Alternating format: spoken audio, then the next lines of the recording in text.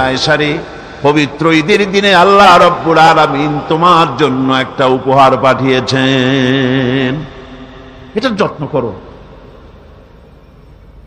এতিমের প্রতি দরদ রাখার জন্য আল্লাহ রাব্বুল আলামিন বলেছেন, এতিম, মিসকিন, বিধবা, অসহায় লোক তাদের প্রতি যাতে করে মুসলিম সমাজ লক্ষ্য রাখে সেজন্য আল্লাহ পাক নির্দেশ করেছেন। পবিত্র ঈদের দিনে আল্লাহ রাব্বুল আলামিন তোমার জন্য বুখারী এবং মুসলিম শরীফের হাদিসে এসেছে, আস-সাই আলাল আরমারাত ওয়াল মিসকিন কাস-সাই ফি সাবিলিল্লাহ। এতিমের প্রতি বিধবাদের রাখার জন্য আল্লাহ রাব্বুল আলামিন বলেছেন, এতিম, মিসকিন, কেউ কোনো সাহায্য দেয়, অসহায় জিহাদের ময়দানে জিহাদ করে আল্লাহর রাস্তায় যে সওয়াব পাওয়া যায়, সমাজ লক্ষ্য রাখে আল্লাহর কাছে।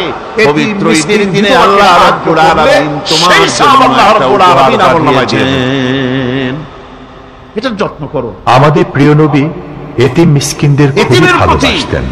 দরদ রাখার জন্য আল্লাহ রাব্বুল আলামিন বলেছেন, এতিম, মিসকিন, বিধবা, অসহায় লোক তাদের সে সম্পর্কে এখন আলোচনা যাতে করে মুসলিম সমাজ লক্ষ্য রাখে। নাইসারি পবিত্র ঈদের দিনে আল্লাহ রাব্বুল আলামিন তোমার জন্য একটা উপহার পাঠিয়েছেন, যাতে করে লোকেরা অভিভূত হয়ে যায়, আকৃষ্ট হয়ে যায়।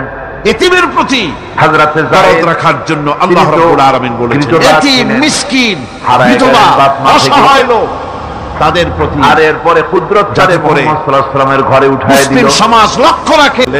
তিনি তখন পবিত্র ঈদের দিনে আল্লাহ রাব্বুল আলামিন তোমার জন্য একটা উপহার পাঠিয়েছেন। খবর হয়ে গেল যায়েদ আছে রাসূলের বাড়িতে, মুহাম্মদ সাল্লাল্লাহু আলাইহি ওয়াসাল্লামের বাড়ি মক্কায়। তারা এতিমের প্রতি হুজুরের সঙ্গে দেখা দরদ রাখার জন্য আল্লাহ রাব্বুল আলামিন বলেছেন, এতিম, মিসকিন, বিধবা, অসহায় লোক তাদের প্রতি আপনার কাছেই আমাদের ছেড়ে যায়, মেহেরবানি করে সমাজ লক্ষ্য রাখে।